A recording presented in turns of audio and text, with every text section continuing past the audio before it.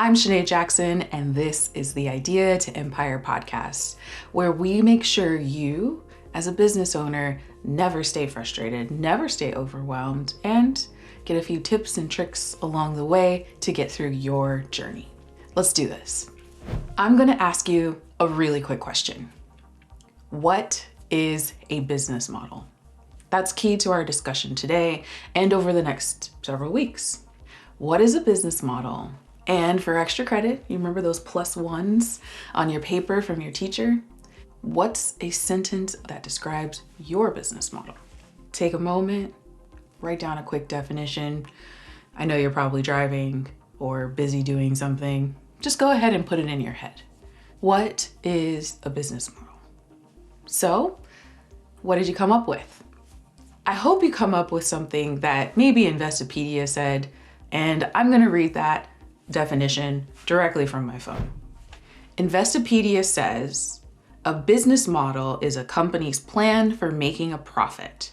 It identifies the products or services the business plans to sell, its identified target market, and any anticipated expenses.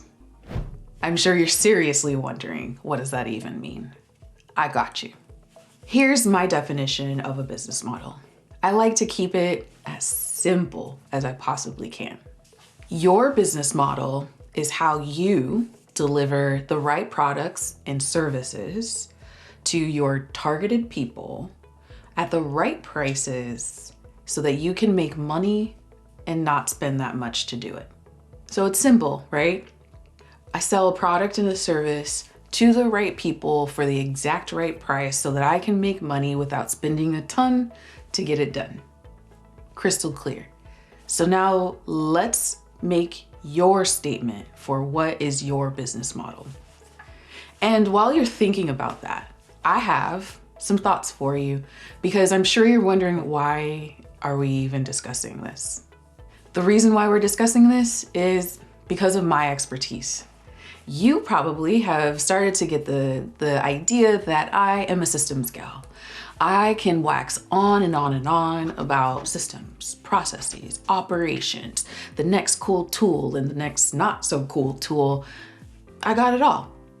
But if your business model doesn't work, then putting together systems, processes, operations makes absolutely no sense. So, because I spend the majority of my time with my clients working on the business model itself, that's why I wanted to start it with you. I mean, truth be told, my goal is that you can do this. You can always do this, but I'm gonna give you a little guidance first. So let me just say, probably pretty simply, that if your business model doesn't work, then it means that your systems and processes are never going to save you. And when I talk about the business model, let's go back to the definition of mine, not Investopedia, of do you sell the right things at the right price to the right people so that you can make money and not spend a lot to get it done? We're looking at your business model today, and that's what we'll be doing over the next several weeks. Let me introduce you to the 3 Ps plus U framework. It's something that I came up with because of my background in research and hypothesis testing. For those bench scientists and scientific-minded folks in the back, hi, I'm Chanaye. I've realized through the building of my businesses and the clients that I've worked with that, to be honest, a sort of version of hypothesis testing coupled with knowing that these are all the pieces and parts of your business that makes it the model, this is how we can make sure that you finally get to a place where you can enjoy what you're doing, how you're doing it, with whom, and how much money you're making, period. The 3 Ps plus U framework starts at the top with you. Let's talk about your leadership, your mindset, and yourself. Your leadership is literally, how do you lead? Do you have any struggles or things that you could work on? Or do you have any high strengths and you should double down on it? Your mindset is, how do you get through the day-to-day? How do you think about your business and yourself as an operator or as an owner of it and in it. And finally, the self is, how are you? How's your energy? Are you sleeping? Do you take breaks? Use all of those as key questions for you. What's your leadership style like? When was the last time that you took a vacation? What's your mindset like? Take a couple of minutes and jot some ideas down. Next, let's talk about your products and services. Just as a note, your product and service for me are the same thing. So if I only say one word, I also mean the other, because this is totally applicable. A business model is a business model is a business model. It doesn't really matter what you do. This is literally, truly, how do you deliver the thing that you want to sell to the persons or the people that you want to sell to at the right price so you can make some money, right? So if we're going and looking at our products and our services, are they priced correctly? Do people buy them? Are you delivering enough value? What is the value proposition that you're saying that people will get from buying your product? What will be their transformation? Do you have too many services that you can't keep up with? Do you have not enough services or products? That's the part where we're gonna spend probably a majority of our time, because if we offer the right product, then also keeping that right person will be so much easier. Alrighty, let's go to the next part. Let's talk about people. So we're gonna look at people internally and we're gonna look at people externally. Let me give you some questions and let me give you some thoughts so that you understand where I'm going with this. So, people are your customers or your clients. People are also your employees, your vendors, your contractors. How do you get the work done and who do you sell it to? That's what people means. So let's start asking those questions that are needed for you to better your business model. In the people side, internally, do I have enough employees or vendors or contractors? And let me make a note that vendors, contractors, employees for me are also sort of interchangeable, because you might be a person that, can handle 10 or 15 employees and all of the things that a full-time W-2 would look like, versus maybe a smaller company that has a handful of contractors that come in a handful of hours every week. So I'm not making any judgments. I'm just saying that I will use certain different types of language, but put the most appropriate word in there for you. So going back, let's look at your business internally, looking at the people. Do you have enough people to execute on all the services and the products that you were talking about previously? Is there somebody available to do the administrative side? Do you have a project manager? How do you dole out responsibilities? Are job descriptions written so that everyone knows what they're supposed to be up to? Big questions, but this is all a part of your business model. Next, let's talk about the external people, the people that you sell to, your customers, your clients. Let's look at this on a holistic level, and let's keep it super basic.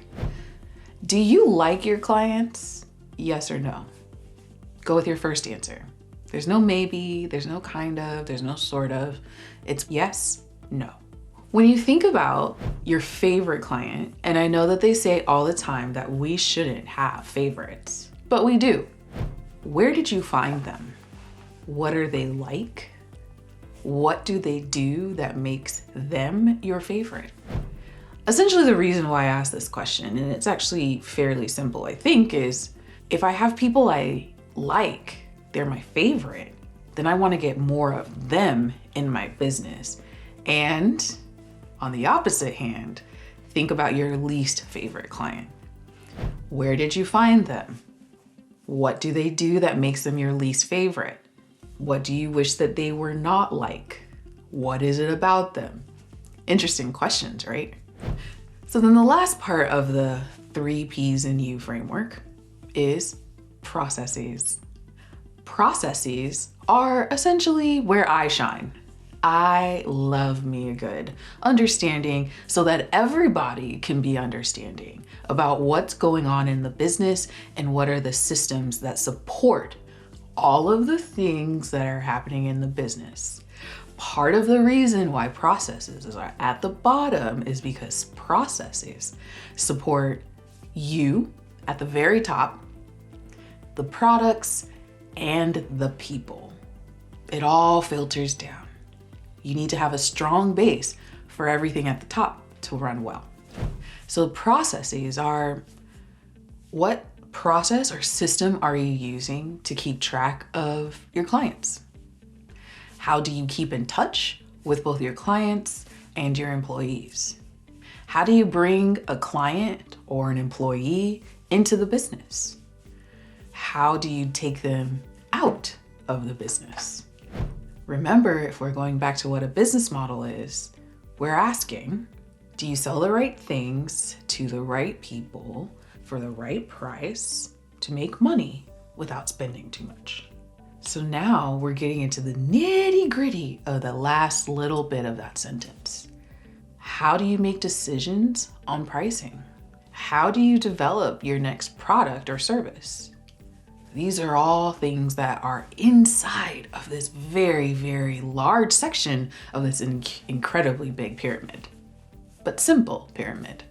Again, I want you to be so crystal clear on your business model that if you and I are working together, then we can almost like hop over this. We can just check, check, check, check. I love check boxes. I'm sure you do too. It's satisfying. It's nice and simple. That's the goal. That all you'll need to do is be like, what's the pricing for all your products? Deek, deek, deek. Do you like the pricing? Deek, deek, deek. Are people buying it? Deek, deek, deek. Do you have employees to offer those products? Yep. Do you have clients you like? Yep. Have you gotten rid of the clients that you don't like? Yep. Think about it, right? And that's just that middle section. Last time you went on vacation, a few months ago, the last time I took a day off, last Saturday, right? Those are all check marks. Those are all a sum of the processes that make sure that you and your business can work. That's what we want. We want it to work. And then just to add a little bit of fun in there, remember that your business is not static. You need to innovate. The realities is that once you hit a particular metric, when you hit a particular revenue goal, when you hit a particular set of clientele, then it means that you're probably going to need to make some changes in the processes that support the rest of it. Your 3 Ps and U framework, the way that it looks in actuality, your very detailed business model will change because you have up-leveled. So homework, my friend. Write 1 or 2 sentences about your business model. Make it so simple a 5th grader could understand it. What do you sell? To whom? For which price? So that you can make money without spending a lot to do it. You got it? Next time you see me, we'll be talking more about this. We're gonna deeper dive into each section of the framework so that we can give you more tools and more suggestions about how to make your business model stronger so that then you can come to me and show me all the check marks that you've made about how fantastic your business is running and how fantastically you feel. I'll see you again next time on the Idea to Empire podcast. Bye.